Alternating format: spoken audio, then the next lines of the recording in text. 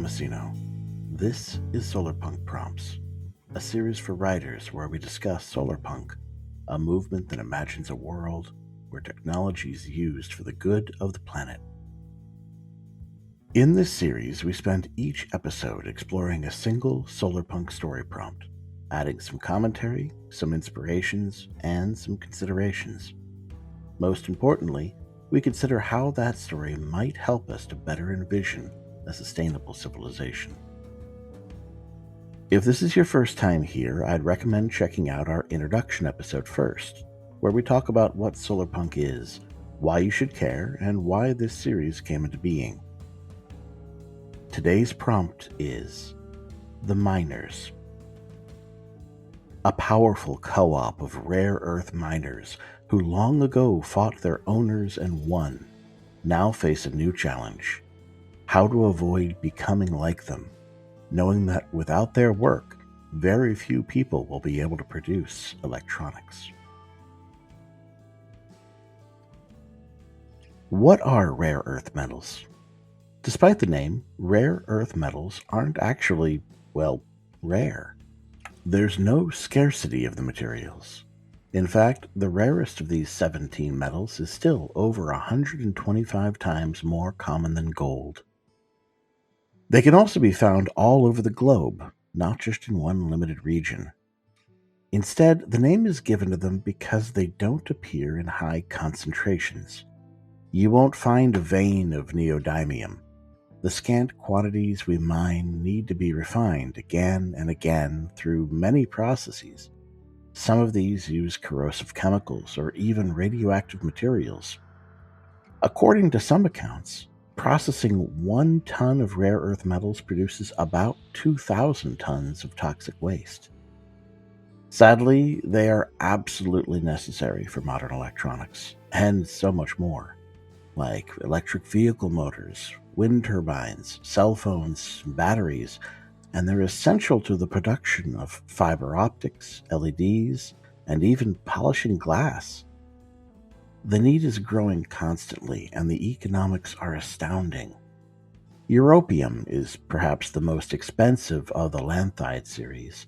Those are the elements numbered 57 to 71 on the periodic table, right near the bottom.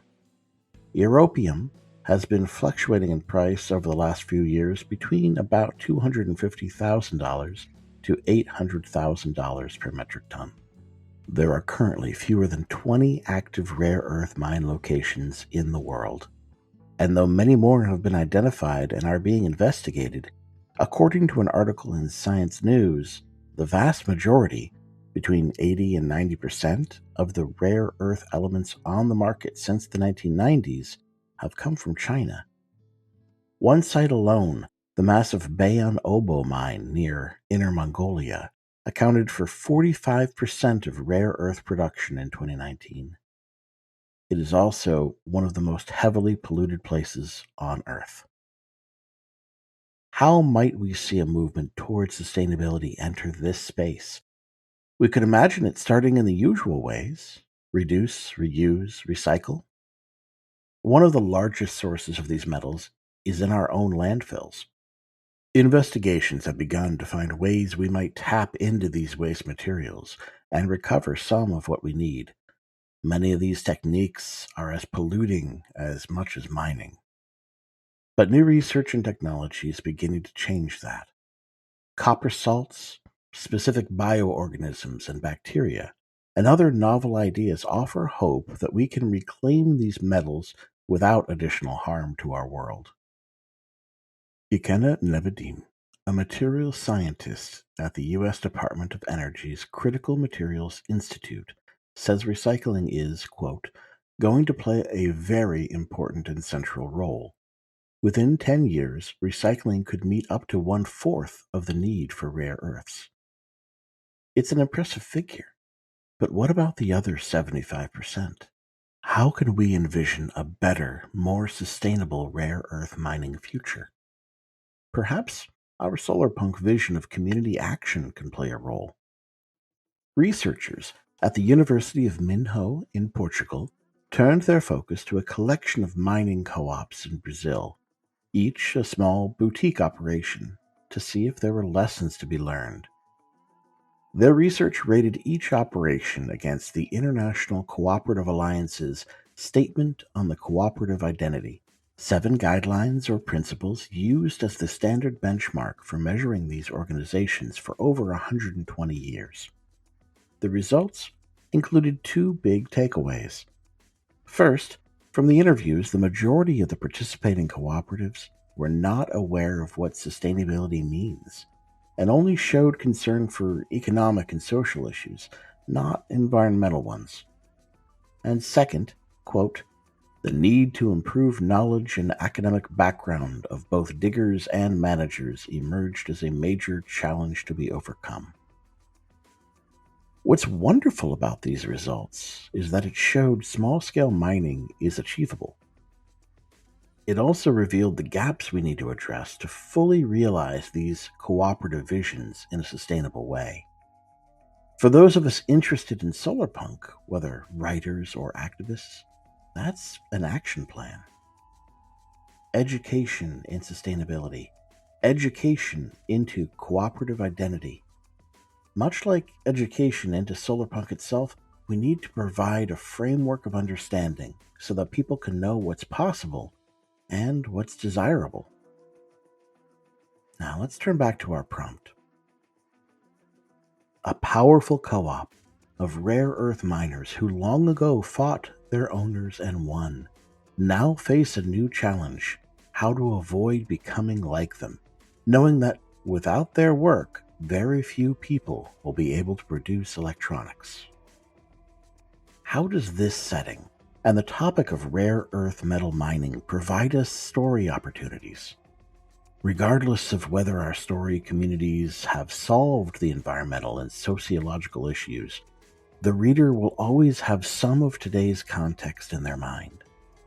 The exploitation of miners, the destruction of communities, the ravaging of landscapes, the poisoning of rivers, it's all a backdrop, whether spelled out or not. So how can we leverage that context to make a better story? One that helps us envision that future progress and maybe teaches us something along the way. In this season's introduction episode, I spoke about the possible phases of Solarpunk eras, the pre, the post, and so on.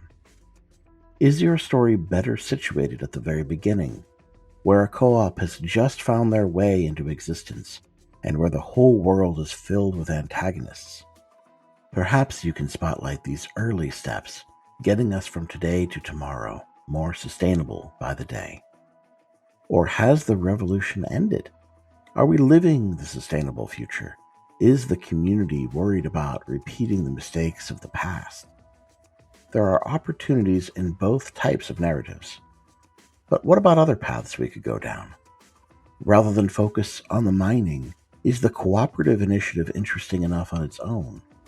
These communities are creating themselves in real time. As research showed in Brazil, they may have gaps they need to fill. Where is their education coming from? For the diggers or for the managers? How are they learning about how their society should work? How are they passing on the knowledge of sustainability and its importance? Is there still commerce at play? These miners are doing the job for a reason. The goods are needed. Is there a business interest? Money for a growing colony? Creating schools, perhaps? How do these needs impact the community's desires to do better, be better, and stay in balance with their environment? How do they keep this relationship healthy? Or is this a step farther along the political and economic spectrum? Is your story exploring anarchism? Murray Bookchin's ideas of social ecology might be helpful to explore how ecological and social issues entwine. Where will your tension come from? The mining, the cooperative, other stakeholders? Are there ecologists involved in some way, beyond the miners who are worried about the impact? What about groups desperate to get the metals they need to survive? Do their needs exceed what can be done safely or in harmony with nature? Is there an ethical question to be asked? Finally, let's consider the scope of the perspectives. What are the needs and realities for a miner? What are the needs and realities for a mining co-op? What about for the region? Are there other communities? Perhaps your mining community gets their food from another group. How do these macro-level relationships affect the smaller daily lives in your story? And how will these lives teach us to live better ourselves? Until next time, I'm Tomasino. I hope you'll join me for the next Solarpunk prompt. Music in this episode is Golden and Kelp Grooves by Little Glass Men.